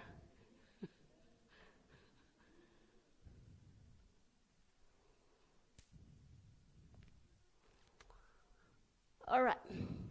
So I mentioned a while ago, please come. Okay. I mentioned a while ago that too much protein causes aging. I mean, we age fast. We look older than our age. Now, okay, this is a contest. I like 10 volunteers to, what is the word? Sorry. Yeah, okay, tell us how old she is. 10 volunteers, and for the one who can get the right answer, you are going to get a $10 gift. Okay, number 1. Oh, excuse me, note. If you are Charmaine's friend and you know her age, please disqualify yourself. Dr. Torquato. 35, okay. 34, next. Pardon? Yes? 38? 31. You better guess it right so you can get a gift. All right. Pardon? 40? That's it? Dr. DeRose, where are you? Where is Dr. DeRose? Oh, maybe he can guess it right. 50? All right, you still can win if you're off 1 year. All right, that's it? 51? Okay, Charmaine, could you please? And there she goes, 51, 52, 53, 54, 50. All right, please tell us. 54. I'll be 55 in a few months. All right, you're a vegan. Because you look so young. Yeah, she's, okay, Charmaine, you're vegan, right? And she eats a lot of raw foods. She only eats cooked food when she's attending potluck here, or once in a while in somebody's place. Okay, but minimum. I try to apply the 8 laws of health, and we should apply them not Amen. All right, I'll keep my $10. Okay. Whew. When I was in the Philippines last year, and I have a sister-in-law who's 10 years younger than I am, and she looks much older than me. She could hardly get up from a sitting position, and she could hardly walk. She has knee pains and back pains, and she walked like this, like an old woman. And then I said, "What's wrong with you?" Of course I know, because they eat rice and meat, rice and chicken, rice and fish. I cook vegetables, I ate it by myself. Nobody touched it. I said, "What's wrong with these people?" Anyway, high animal protein intake. All right, so what happens? Increases IGF. This might be like high sounding for you, but this IGF is called IGF-1, insulin-like growth factor, coordinates balanced growth of tissues and organs. All right, so encourages cancer growth. And the increase of this IGF-1 is linked to meat eating, animal products, dairy, cheese, eggs. All right. Animal protein is linked to early onset of puberty. Have you noticed that even 7, 8-year-old girls start their menstrual period? During our time, like we were 15 or some other, at least 14, yeah. And then they have bigger breasts because of the estrogen. I mean, aside from just animal protein without estrogens or without hormones, they still, tend to develop their earlier onset of puberty. But now meat have what? Added hormones to make them grow fast, so they can sell them fast. But what else grow? Not only the tissues, but also cancer cells. All right. Okay, plant-based protein advantages. And when we eat plant-based food, we produce IGF-1 binding, there's a binding protein increases 2 times. That means these binding proteins, IGF-1 binding proteins, they bind to the IGF-1 to stop cancer growth. All right, to stop aging, slow down aging.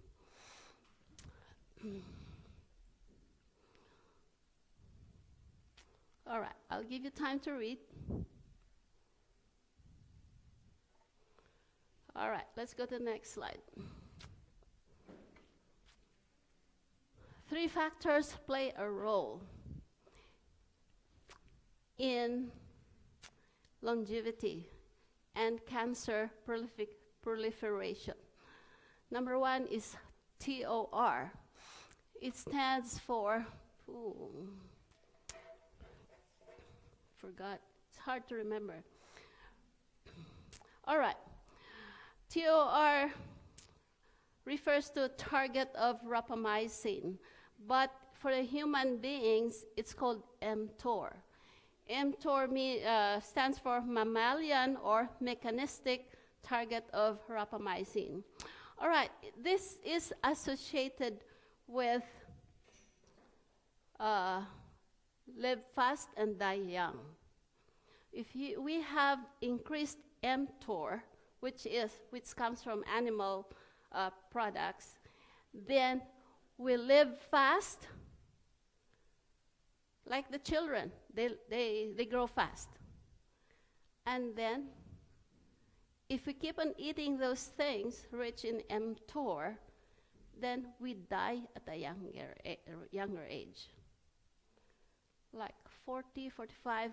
I was in Chattanooga, in one of the hospitals there, I had a practicum in the hospital, and I saw this 28, 27-year-old guy 2 times, almost the same age, they had heart attacks. And young children, they develop diabetes and high blood pressure and high cholesterol. And I even heard that the, what is this now? The American Cardiac Association, they want to give statins to kids. And this is very detrimental to the liver especially. Okay. And the research that shows that increased Mtor is seen in patients with advanced prostate cancer, and of course in different kinds of cancers too. How to decrease Mtor? Restriction of calorie consumption. Meat has a lot more calories. Meat has more calories. It's not because only of the protein, but because of the fat, especially pork. Fat has 9 grams of calories, while protein has only 4, and also carbohydrates has 4. And when we decrease our calories, the body has time to clean up. So Mtor, when we have low Mtor, the body can renew the cells. We call it regeneration. And when it's renewed, then we look young. We look, we look good. Maybe gray hair or less wrinkles. Anyway, so leucine is the culprit for aging. Too much leucine, which is from meat and dairy products and eggs, can cause us to age fast. A normal, we need 17.7 milligram of leucine per pound of our weight. And I calculated a person who is 200 pounds, he needs 3.5 grams of leucine. I don't want to confuse you here. All right, so a 5-ounce serving of beef has 4 grams of leucine. And for a 200-pound person, he only needs 3.5 leucine, 3.5 grams of leucine. That means you are not going to eat any more meat and other sources of protein, because if you eat a 5 ounce is what? 1/3 of a pound, about. So then that means, how much meat or chicken does an average American eat? A pound is little, yeah? I heard of somebody who can eat one chicken at one sitting. That's all he eats. So it's very dangerous to eat a lot of meat. But even if we eat a lot of beans, what happens? You feel full, you stop. And you don't have overdose. All right, so the second factor in longevity and cancer, increase in cancer, is DHEA. That is the name there, that long name. And it's produced by the adrenal glands. It's a hormone. And it is associated with long life and decreased aging. And now we need to have increased DHEA in our bodies. And we can get that from plants, and the best sources are soy and yam. But other vegetables and grains or beans we can get enough DHEA. As we grow older, our DHEA decreases. When we're young, no, we have enough. And this is associated with production of the hormones, sex hormones. As we grow older, the sex hormones decrease, like testosterone and estrogen. So when we eat plant foods, we maintain or we slow down the decrease of these hormones. All right? All right, so DHEA in the blood increases 20% in 1 week egg-free vegetarian diet.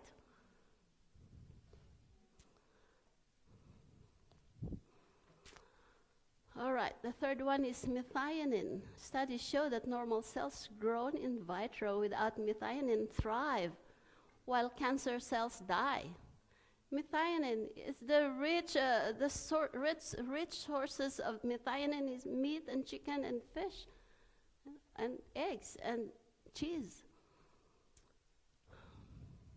So if you want to feed cancer cells, everybody has cancer cells. They grow according to how we do with them. Either we grow them or we try to kill them or discourage them from growing. And if we eat animal products, that is it. You make them grow. And mind this, we won't know we have cancer until we have stage 4, stage 5. Like colon cancer, or we develop, okay, I cannot go to the bathroom, I have blood in my stool. That does not happen with stage 1, 2, or 3, maybe. And then we develop abdominal pain, and we become pale. Because cancer, they have their own blood circulation. They're like parasite. They get the blood from our system, and then they just engulf it there. It becomes their own circulatory system, and that's how they grow. And they get the nutrition from our body, and they make themselves grow. All right. Oh, that's it. I hope I did it in 15 minutes or 20. All right, any questions?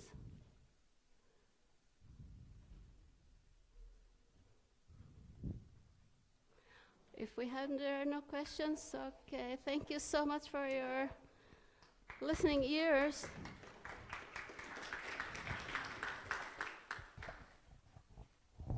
Thank you. Next week, next Sunday, Dr. John Turquata will be leading out. And then the following week also, and then the next week, Dr. David DeRose will be joining us from back there, but here. But I want to encourage each one of you to make those steps, make those choices each day. And did anybody not get the recipe collection? Marlon? Okay, just see me afterwards, and I hope you have a good week, make good choices. Well, we'll do it as soon as, just come right here if you didn't get the recipes. Or did anybody not get a chart? Just come up. Thank you so much, and let's just pause here a moment. And before we do that, would you like to do something with me? Why don't we just all together say, thank you, Dr. DeRose. Thank you, Dr. DeRose. Okay. Do you want to say something? You're headed up this way. I wasn't planning to, but I could say something. I'm not sure it's safe.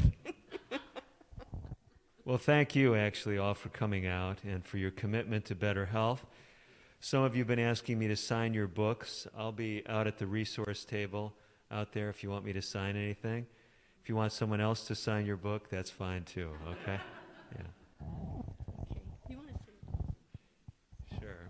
Why don't we bow our heads together for a closing prayer? Father in heaven, we thank you so much that you've allowed light to shine on our path.